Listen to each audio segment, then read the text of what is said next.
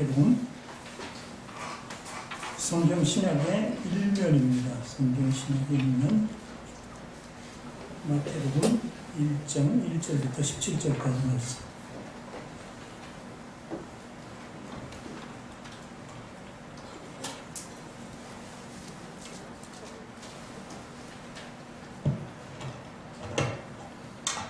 성경 신약 1면에 기록된 마태복음 1장 1절부터 17절까지 말씀.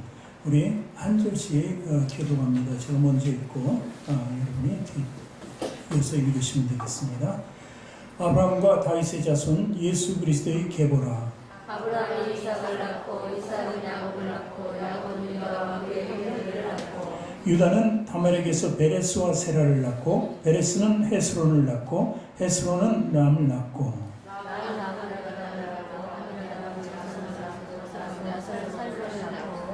살몬은 라합에게서 보아스를 낳고 보아스는 루색에서 오셋을 낳고 오벳은 이새를 낳고 이새는 다윗왕을 낳았습니다. 다윗은 우리아에게 솔로몬을 낳고 솔로몬은 르호보암을 낳고 르호보암은 아비야를 낳고 아비야는 이사를 낳고 아사를 낳고 아사는 여호사밧을 낳고 여호사밧은 요람을 낳고 요람은 우시아를 낳고 우시아는 요담을 낳고 요담은 아스를 낳고 아스는 히스기야를 낳고 히스기야는 므낫세를 낳고 므낫세는 아몬을 낳고 아몬은 우시아를 낳고 바벨론으로 사로잡혀갈 때 요시아는 여고냐와 그의 형제들을 낳으니라.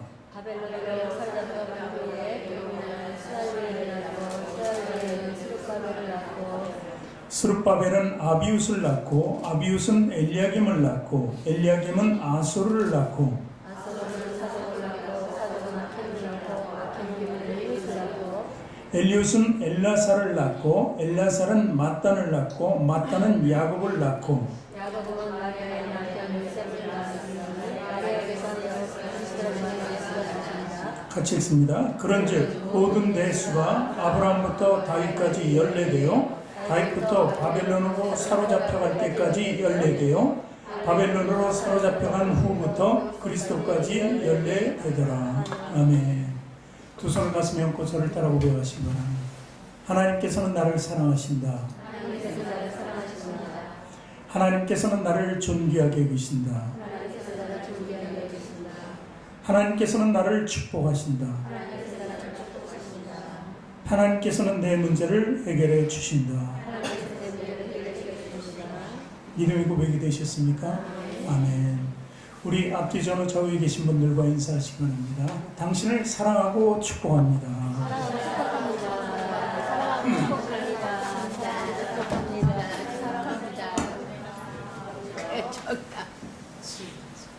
사랑합니다. 오늘도 아주 충만한 사랑 가운데 얼굴 표정들이 너무 밝습니다. 아침에 올 때는 정말 주일날 쉬어야 될 텐데 하면서 좀 늦게까지 잠자고 싶은데 또 예배 시간이 되니까 또 믿음으로 나와야 되니까 그런데도 좀 여러 가지로 힘든 경우가 있죠. 그러나 이렇게 성도들을 보고 서로 인사를 주고받으면 그 피로가 싹 가시는 것 같아요. 네? 사랑과 축복을 받으니까요. 여러분 족보를 아십니까? 족보. 오래간만에 듣는 이야기 아닙니까? 족보 그러면은 이 남자들은 또 이제 족보에 대해서 더 신중을 기하고 족보에 대해서 조금 더 여자보다 강한 의미로 족보를 받아들입니다. 지금 잠깐 시간을 줄 테니까 자기 족보, 자기 집안의 족보와 내력을 한번 잠깐 생각해 보세요. 다 압니까? 자기 뿌리를 알고 있습니까? 남자들은 알겠죠. 저는 이제 족보를 하면은 본관이 필요하고, 그 다음에 두 번째 계파가 필요하고, 세 번째는 내가 몇 대 손인가가 되게 필요해요. 그래서 저 같은 경우에는 본관이 청해 2가 하는데 2가. 그 다음에 계파는 무화공파. 몇 대 손이냐 그랬더니 22대 손이다. 이렇게 남자들은 좀 기억을 할 수 있습니다. 근데 여자들은 족보에 잘 안 올려지니까, 그 족보를 볼 일이 없으니까 내가 몇 대 손은 잘 모르는 게 전혀 모르겠고, 무슨 파는 잘 모르겠고, 본가는 그래도 들어서 알고 이 정도 될 거예요. 그렇지 않습니까? 우리가 족보를 들먹이는 것은 우리 뿌리이기 때문에 그렇죠. 우리가 과연 어떻게 생겨났나, 어디서부터 우리 내 이성이 시작되었나 이렇게 올라가 보는 것이죠. 쭉 올라가면은 하나죠. 아담과 하와예요. 사실 하나인데 우리가 성씨를 부여받고 그 계파를 부여받을 때 조금씩 같은 성씨라도 이제 또 틀려져요. 줄기가 생기는 것을 알 수 있습니다. 이 족보가 예전에 굉장히 중요했습니다. 그래서 이 족보를 보고 양반인지 상것인지 평민인지 구분이 됐고, 특히 결혼할 때는 양반들이 결혼할 때는 이 족보가 굉장히 중요해요. 아무 뿌리에서는 정말 자기들과 결혼할 수 없다 이런 걸 보는 것이죠. 오늘도 족보 이야기입니다. 사실 낳고 계속 낳았어요. 근데 낳는데 누가 낳았어요? 여자가 낳았어요? 남자가 낳았어요? 보니까 남자가 낳네. 그러니까 이 성경을 모르는 사람 보면 이게 황당한 거예요. 그죠? 뭐 남자가 낳아. 근데 제가 족보 얘기를 했잖아요. 족보에도 남자들로 돼 있어요. 거의 여자들이 이제 밑에 있지만 옆에도 있긴 하지만, 근데 남자들이 족보예요, 사실. 그 가부장적 제도, 이스라엘도 마찬가지입니다. 그래서 이 남자들 이름으로 이렇게 구성이 돼서 나고, 그래서 여자들은 별로 중시하지 않았던 그 시대. 그러니까 어떻게 보면 이스라엘과 우리나라의 그 민족성과 비슷한 거예요. 조금만 이해할 수 있으면 그게 그거구나 할 수 있는 거죠. 그래서 오늘 족보에 대한 얘기를 이 마태복음 1장에 기록되어 있어요. 마태라는 사람을 먼저 소개합니다. 마태는 이 복음서를 기술한 사람이죠. 마태는 세리였습니다. 세무서 직원이었어요. 세무서 직원. 당시에 예수님 오실 때. 근데 예수님께서 마태를 부르시자 그는 순종하면서 그냥 바로 따랐어요. 자기 직책을 버리고 모든 걸 버리고 그냥 예수님을 따르게 됐다는 것이죠. 그 따르게 된 동기는 예수님이 왕이시기 때문에 자기가 순종할 수 있었던 것. 남의 말을 들을 일이 없는 사람인데 그 듣고 따랐다는 것은 왕이고 메시아로 인정했다는 것이죠. 그러니까 마태복음에는 예수님은 왕이시다 하는 표현으로 가득 차 있어요. 메시아고 왕 중에 왕이신 것을 계속 기록하고 있어요. 왜냐하면 자기가 그렇게 쫓았으니까. 그리고 놀라운 사역들과 그리고 놀라운 이적들 이런 것들을 기록하면서 더 왕이심을 선포하고 있는 말씀이 마태복음이에요. 이 마태복음을 제가 시작합니다. 이제 강해로 이제 주일마다 계속하는데, 여러분 성경을 잘 모르고 예수님을 모르기 때문에 제가 이제 마태복음을 시작해서 구약과 신약의 연골고리가 되는 마태복음을 통해서 양쪽을 드나들면서 저와 여러분이 계속해서 주일마다 은혜를 받기를 원합니다. 자, 오늘 족보를 이렇게 봤습니다. 이게 뭐 히브리어니까 이름이 거의 읽는데도 불편해요. 여러분 읽는데 불편하잖아요. 저도 가끔 R을 E로 발음할 때도 있고 이럴 수 있어요. 그러니까 이 읽는 사람들은 창세기는 좀 나의 1장 1절부터 천지를 창조하시리라 그러면서 참 거대한 스케일 가지고 쭉 나가니까 읽을만해요. 소설, 바벨 사건의 노아의 사건 뭐 이런 것들이 재밌거든요. 흥미진진하거든요. 근데 이 마태복음 보면 족보로 쭉 시작되니까 이게 성경을 읽는 사람이 이거 뭐냐 처음부터 이럴 수 있다는 것이죠. 근데 우리가 족보의 뿌리를 생각하듯이 우리도 그리스도인, 하나님 믿고 예수 그리스도를 믿고 한다면은 그 뿌리를 알아야 돼. 지금 우리 현재 족보를 잘 모르시는 분들이 많잖아요. 그 이유는 뭐예요? 예전엔 다 알고 있었어요. 이것은 아주 나면서부터 배운 것이 족보의 집안의 내력이라고요. 근데 지금은 모르는 것이, 지금은 우리들의 삶의 뿌리가 중요하지 않다는 거예요. 이 시대가 변하면서 그 뿌리에 대한 개념이 없어졌어요. 그러니까 요즘에 결혼도 잘 안 하려고 그러고, 결혼하는데 조건이 애 낳는 게 조건이고 뭐 이런 식으로 변하는 거예요. 예전에는 그게 절대 허락되지 않았어요. 일찍 장가 보내서 일찍 손을 보는 것이었죠.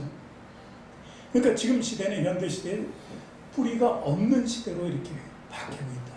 그래서 집안에서 예전에는 몇 대가 살았잖아요. 4대, 5대까지도 살았는데 지금은 전부 분가하잖아요. 같이 사는 게 이상한 집안이죠. 그럴 정도로 이렇게 변화했다는 것입니다. 그런데 이런 것은 뒤로 하고 우리에게 가장 중요한 것은 뭐냐면 우리의 뿌리를 찾는 것. 원래의 정확한 뿌리는 무엇인가?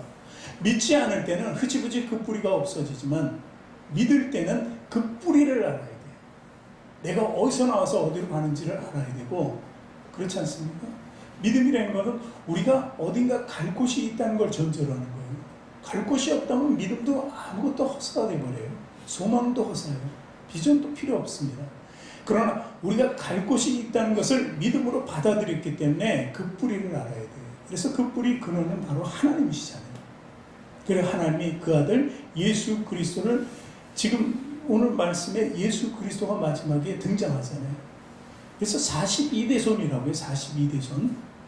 그래서 42대손으로 왔는데 사실 육적으로는 그렇지만 태어나시면 영적인 분이시기 때문에 하나님이신 한 분으로 왔다. 우리가 그것을 이해할 수 있어야 돼요. 그것을 이해하기 위해서 또 이 족보가 또 필요한 것입니다. 1장 1절서부터 17절까지 쭉 읽었는데 17절에 보니까 다시 한번 17절 같이 읽어볼까요? 그런즉 모든 대수가 아람부터 다윗까지 14대요. 다윗부터 바벨론으로 사로잡혀갈 때 14대요. 바벨론으로 사로잡혀간 후부터 그리스도까지 14대요. 그래서 14씩 이렇게 나눈 거예요. 일부러 3등분 하려고 한 게 아니에요. 마태는 어떤 사람이라고요? 세무지, 세무사. 계산이 아주 정확한 사람이에요. 숫자 개념이 강한 사람이에요. 그 세무서 사람은 그 당시에 세리라는 것은 죄인이었습니다. 어떤 세금을 걷느냐면 로마의 압제하에 있었기 때문에 로마에게 세금을 이스라엘 백성들에게 자기 백성들에게 걷어서 로마에게 주는 사람이에요. 그러니까 예전에 일제시대 때 그 상황하고 비슷한 거예요. 그러니까 매국노죠. 매국하기 때문에 나라 사랑하는 마음이 없고 백성을 사랑하지 않기 때문에 이 사람들은 제쳐놓고 죄인이라고 그랬어요. 죄인. 근데 하여튼 이 계산이 정확한 사람이 왜 14대로 이렇게 탁탁탁 나눴을까 하는 것이죠. 그러니까 성경을 그냥 읽으면 그냥 지나갈 수밖에 없습니다. 그러나 이제 제가 그것에서 이제 뿌리를 통해서 우리가 알아야 될 것을 좀 가르쳐 드릴까 합니다. 첫 번째 14대는 믿음의 열조들이에요. 아브라함이 이제 처음으로 믿음의 사람이 됩니다. 하나님께서 아브라함에게 네 본토 아비집을 떠나서 내가 지시한 땅으로 가라 그랬는데 지시한 땅은 퀘스천입니다. 그렇지만 떠나라고 했을 때 믿음과 순종으로 떠나게 돼 있어요. 그것이 믿음이라는 거예요. 우리가 세상적인 삶을 살다가 믿음을 가지게 되면 그 세상적인 것을 외면하고 하나님께로 가야 되듯이 바로 믿음의 족것은 뭔가 떠나야 된다는 거예요. 예전의 삶, 죄악된 삶을 버리고 이제 선한 의로운 삶으로 변경되는 것. 이것이 믿음이잖아요. 이 아브라함이 그것을 지킴으로써 믿음의 조상이 돼요. 물론 하나님이 선택한 거예요, 아브라함을. 그래서 선택된 이 아브라함서부터 14대까지는 믿음의 열조로 기록돼요. 그들은 믿음이 아주 대단했습니다. 믿음으로 살아갔어요. 그때는 족속, 부족 이 정도예요. 부족. 그러니까 인원이 많지 않은 데서 인원이 크게 불어납니다. 크게 불어나면서 이제 그 14대가 마칠 때까지 그들의 믿음으로 형성된 한 나라를 만들어 주셔요. 나라. 그게 바로 다윗이라는 14대 다음 14대의 시작이 다윗이잖아요. 그 다윗으로부터 왕조가 생깁니다. 왕국. 가장 이스라엘 백성들의 가장 강한 나라가 바로 그때 세워진 거예요. 다윗 왕으로부터. 주변 국가를 다 정리할 수 있고 주변 국가들이 오히려 조공을 바칠 수 있는 가장 강한 나라를 세웠던 것이 바로 다윗이었거든요. 그래서 다윗의 왕국은 장차 우리가 하늘에 올라갈 천국과도 같은 거예요. 모든 것을 누릴 수 있는 축복의 땅이 바로 다윗의 왕국이었기 때문에. 근데 이 다윗의 왕국이 또 왕조가 쭉 됐는데 14대로 끝나는 것은 다윗 시대 지나고 솔로몬 시대 지나고 자꾸 아래로 가면서 나라가 분열하고 이런 이유가 하나님을 점점 떠났기 때문에 하나님을 배척하고 이방신을 들여와서 이방신들을 섬기게 됐어요. 그러니까 하나님께서 계속 지켜보시고 그들을 징계했는데 결국 그들의 말을 듣지 않느냐 커다란 징계죠. 완전히 왕조를 없애버려요. 14대 왕조가 없어져 버려요. 그리고 바벨론이라는 거대한 왕국이 침략해서 그들을 다 포로로 잡아가죠. 완전히 침탈을 당하는 거예요. 나라도 잃고 사람도 포로로 잡혀가고 완전히 엉망이 돼요. 이것이 바로 하나님의 징계였어요. 하나님이 떠나는 것의 대가였다는 것이죠.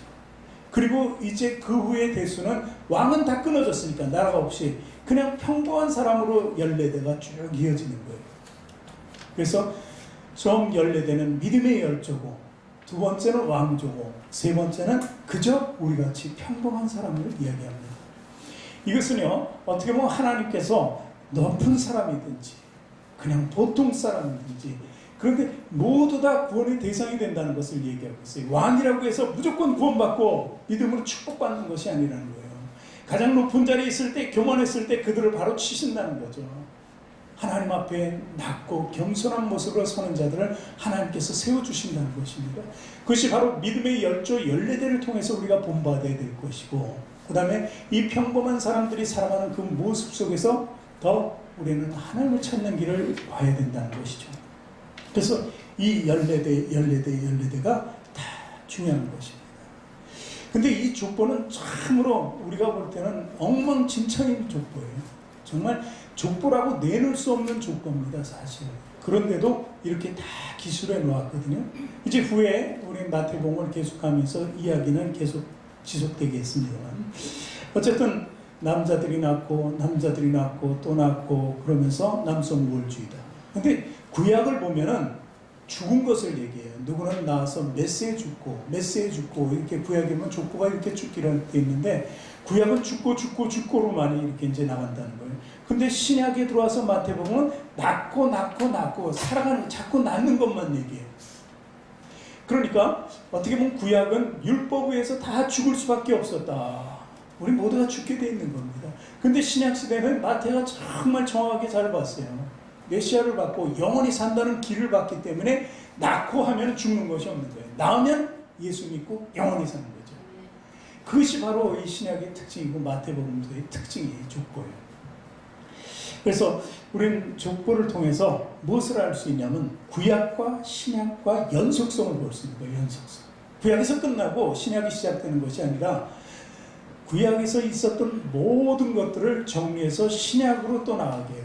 그래서 구약은 또 뭐냐면 이 모든 것을 율법 안에 죽을 수밖에 없는 사람들을 살리는 방법을 찾은 것이 신약이라는 것으로 만들어진 거예요. 그러니까 어떻게 살릴 것인가, 하나님께서 바로 예수 그리스도를 이 땅에 내어주시고 보내주시고 십자가에 죽게 하셔서 우리를 구원하게 해주셨다. 그 십자가, 그 신약의 의미예요. 구약까지는 그 율법을 준행하라, 율법 속에 살아, 내 말에 순종하라. 근데 십계명이 그 되게 순종할 수 있는 건데, 십계명 보니까 도무지 지킬 수 있는 게 있기는 한데 안 되는 것이 너무 많은 거예요. 십계명이 또 365가지 구절 법으로 또 나뉘니까 이게 더 복잡해요. 그러니까 누구도 그 안에서 살 수 없는데, 신약의 예수님은 서로 사랑하라는 거예요. 사랑하라. 하나님을 사랑하면 그 믿음이 모든 십계명과 관계없죠. 그런 모든 것에서 구원받을 수 있겠다. 너희가 죄를 깨달으면 죄에서 벗어날 수 있겠다는 길을 제시하는 것이 바로 예수님이잖아요. 그래서 예전에는 율법, 구약엔 율법이었지만 신약에서는 뭐라 그래요? 복음, 좋은 소식이라는 거예요. 그렇게 해서 이제 그 연속성을 보여주고 연결의 고리, 연결의 다리를 만들어준 게 마태복음 1장이다. 이렇게 볼 수 있는 것입니다. 그러니까 이제는 율법으로 우리가 다 죽게 됐는데 이제는 복음으로 살 길이 열렸다 하는 것, 그것을 믿음의 길을 제시하는 것이 바로 마태복음이다. 이렇게 보는 것입니다. 그리고 그 약속이, 그 구약 속에 있는 성경의 약속들이 신약에서 다 성취되고 있다는 거죠. 성취되어지는 과정을 계속해서 보여주고 있는 것입니다. 그러니까 마태복음의 특징은 또 약속의 성취라는 거예요. 약속의 성취. 그래서 본문 1절에 보면 아브라함과 다윗의 자손이라고 이렇게 소개하잖아요. 1절에 보니까 아브라함과 다윗의 자손 예수 그리스도의 계보다, 이렇게 얘기하면서 예수 그리스도가 이미 태어나실 것을 약속했던 거예요. 약속한 것을 이제 마태가 그 약속이 성취되었다 하는 것을 보여주고 있는 것입니다. 우리 그 족보에 보면 제일 첫 번째 사람을 일대손을 시조라고 합니다. 시조. 예. 그런데 그 중간에 쭉 내려오면서 중시조가 있어요. 중시조.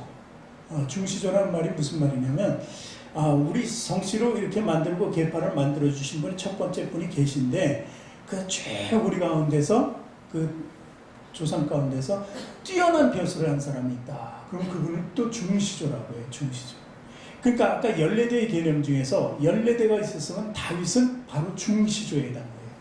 전체적인 구도 속에서 가장 뛰어난 한 인물이 있는데 그분이 다윗이다. 그러니까 우리말로 하면 중시조다. 이렇게 얘기하는 것이죠. 그래서 그 약속은 아브라함에겐 약속, 첫 번째 시조. 그건 두 번째 중시조인 다윗에 대한 약속이 있는 거예요. 그래서 성경을 보면 창세기 12장 3절에 보면 아브라함에게 약속을 했어요. 하나님이 첫 번째 시조에게. 같이 읽을까요? 너를 축복하는 자에게는 내가 복을 내리고 너를 저주하는 자에게는 내가 저주하리니 땅의 모든 족속이 너로 말미암아 복을 얻을 것이라 하신지라. 자, 축복은 축복으로, 저주는 저주로. 바로 자, 아브라함이 너로 말미암아 이제 아브라함에게 모든 족속이 너로 말미암아 복을 얻을 것이다 했는데, 아브라함이 복의 주인공이 아니라 실제로는 그대에서 나온 예수 그리스도를 얘기하는 거예요.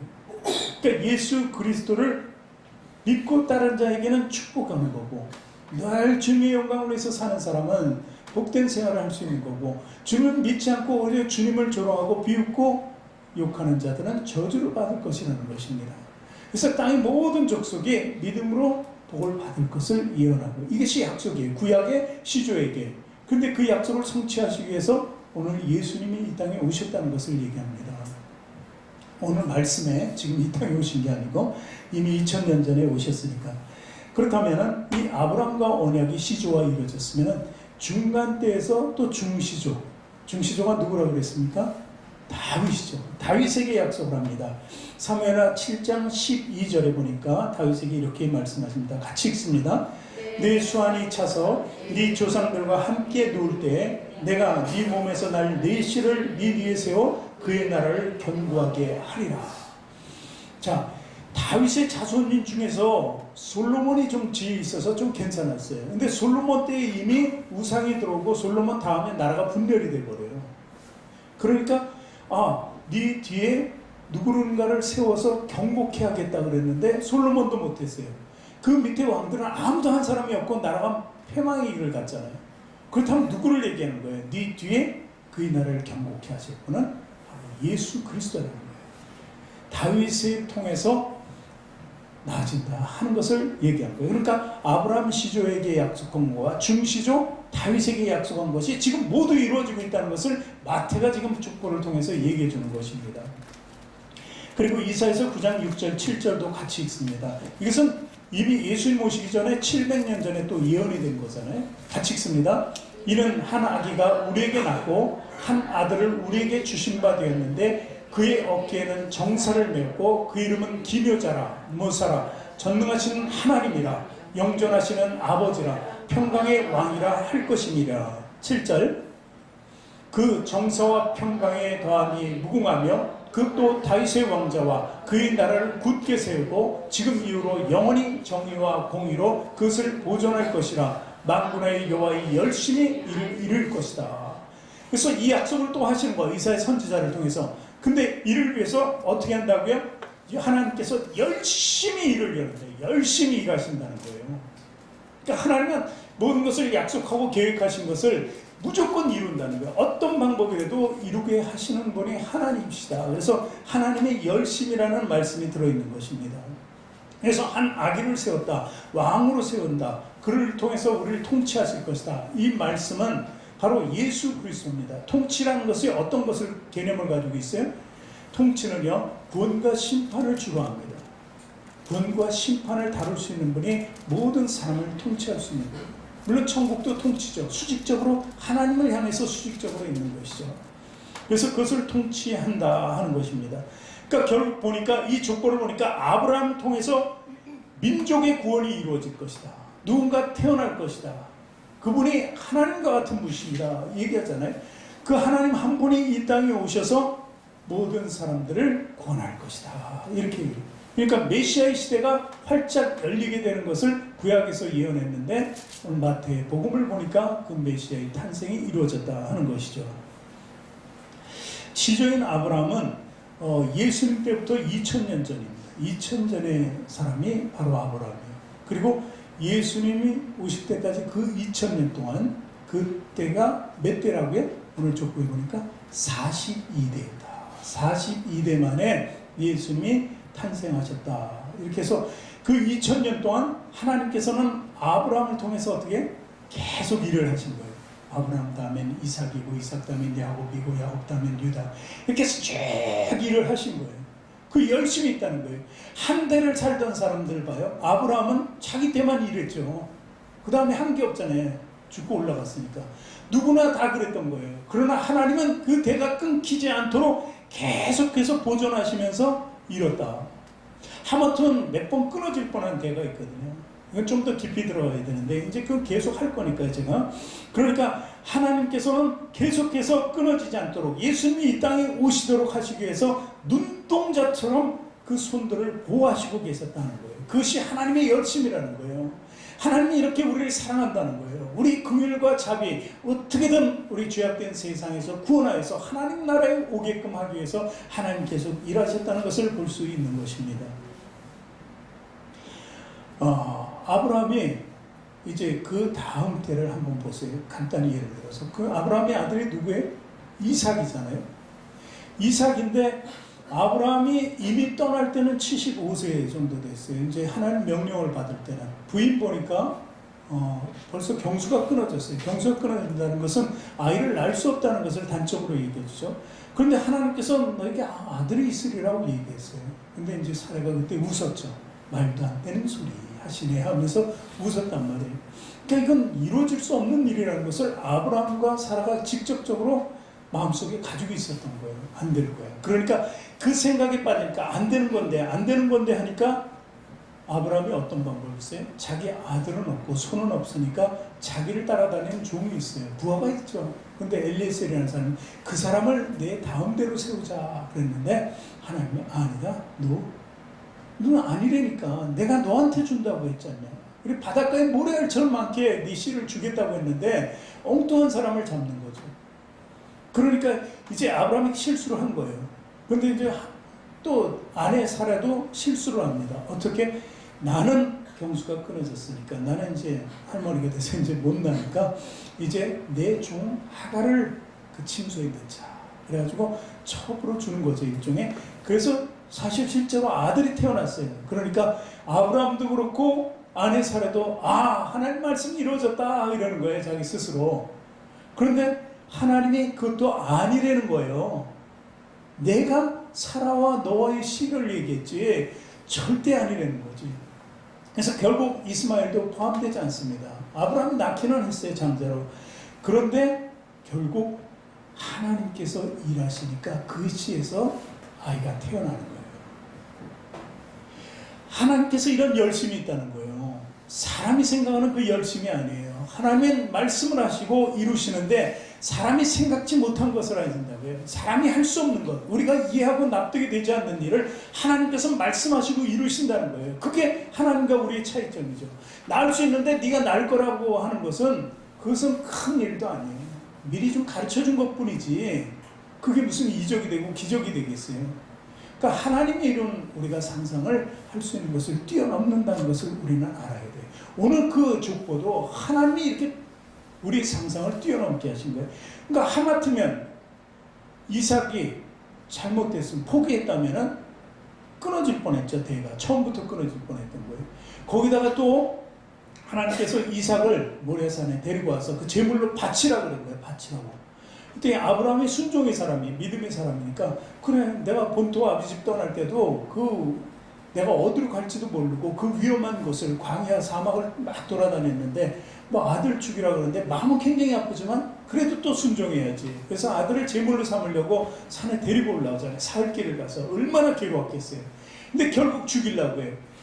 그러면 인간의 생각으로는 왜 하나님이 내 씨로 번성하게 했는데 한다 그랬는데 이스마엘도 거치고 엘리에셀도 다 죽여버리고 이제 주신 것이 하나님께서 주신 이삭인데 이삭마저 죽이려고 이해가 안 가잖아요. 납득이 안 가잖아요. 죽여서는 안 되잖아요.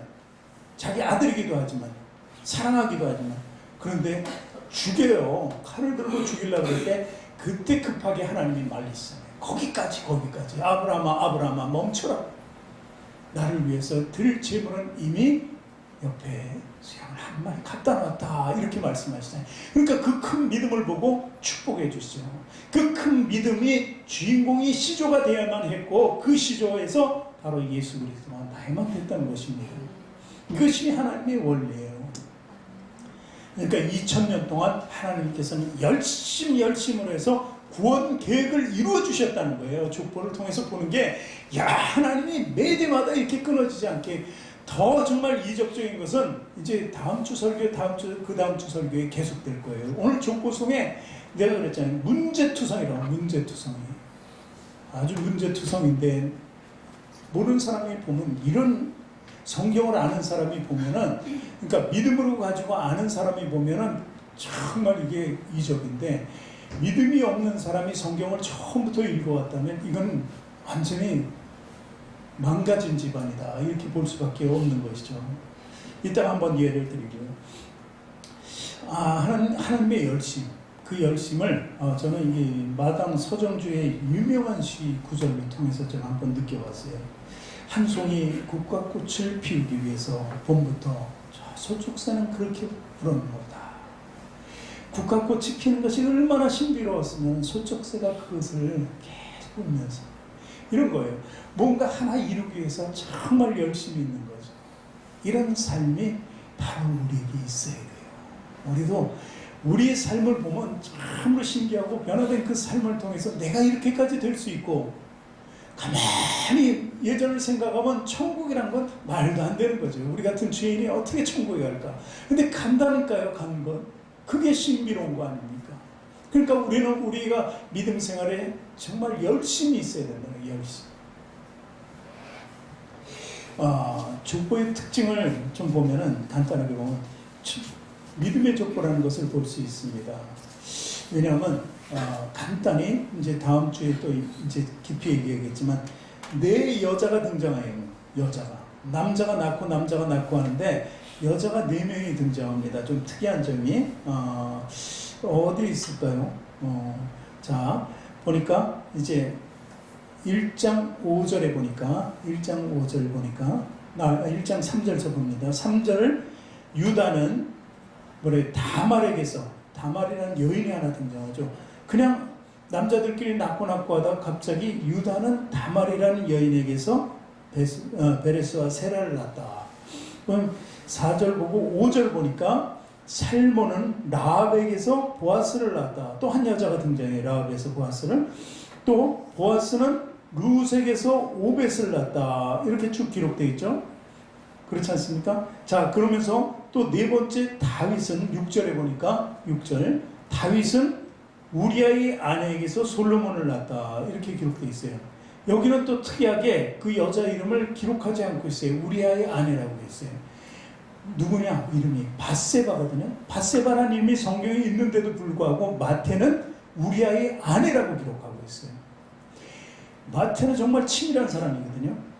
왜? 유다는 다말에게서 낳았다. 근데 다말과 유다의 관계를 딱 보니까 유다의 며느리예요. 며느리. 유다의 며느리인데 며느리에게서 손을 봐요. 말 안 되잖아요. 막장, 집안의 막장.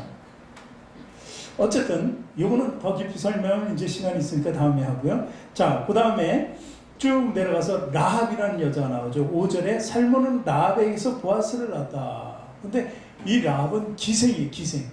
몸 파는 여자예요. 그러니까 창기라고 볼 수 있는 거예요. 그리고 그 옆에 보아스는 룻에게서 오벳을 낳았다. 그럼 룻은 어떤 여자인가? 과부의 과부.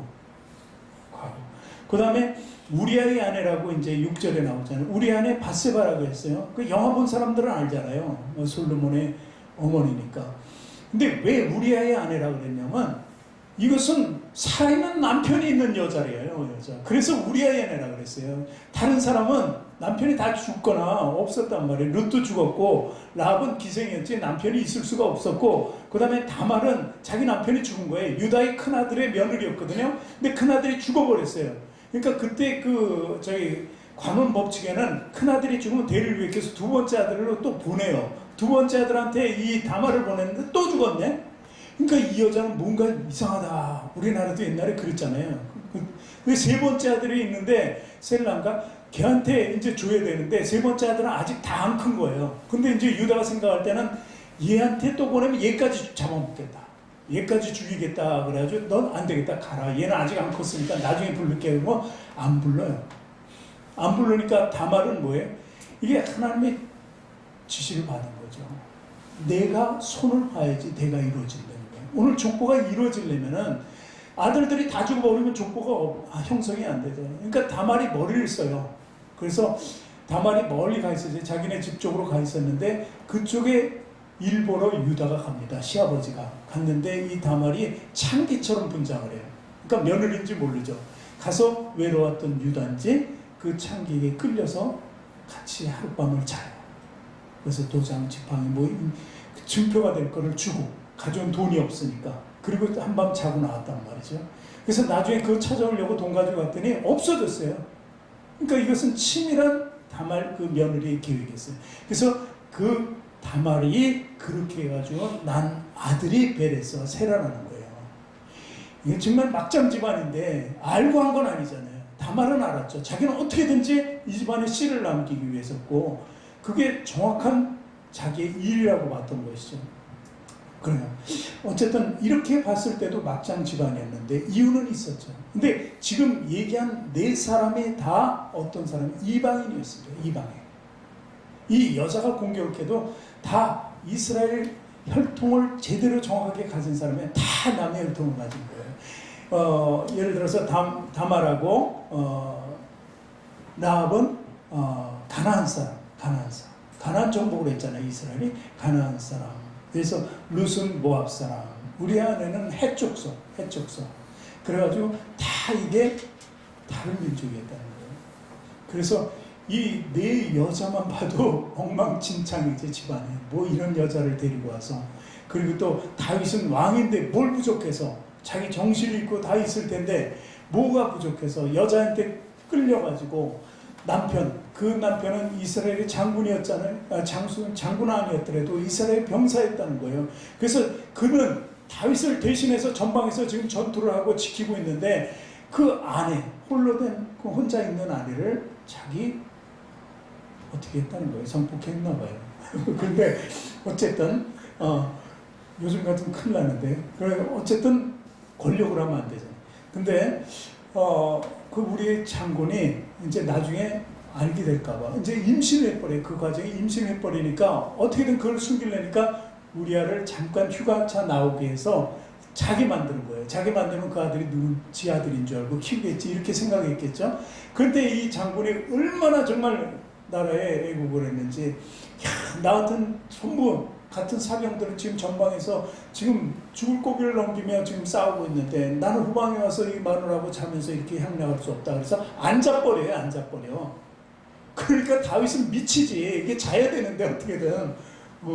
그러니까 이제 결국 그 우리아를 죽여버립니다. 최전방으로 다시 부대 보내서 죽게 만들어요. 시켜서 일부러.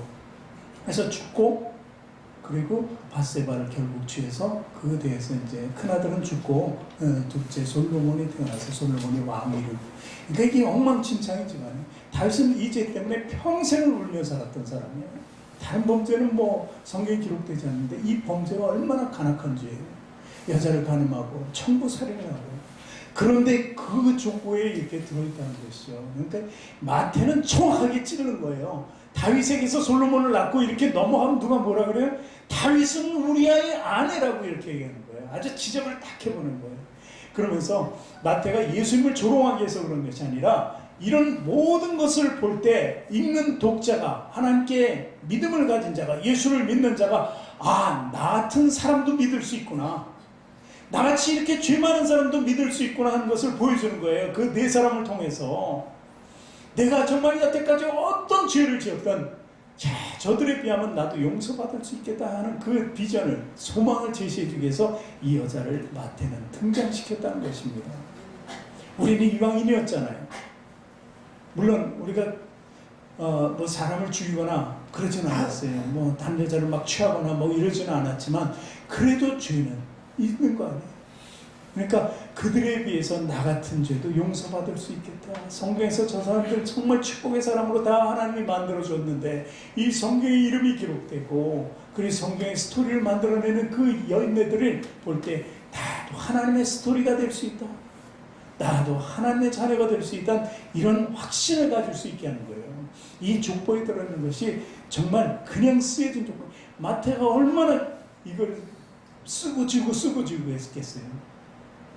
우리는 근데 쉽게 보는 거예요. 그래서 좀 성경만 이해하면은 우리는 정말 하나님의 뜻을 알 수 있게 된다 하는 것이죠.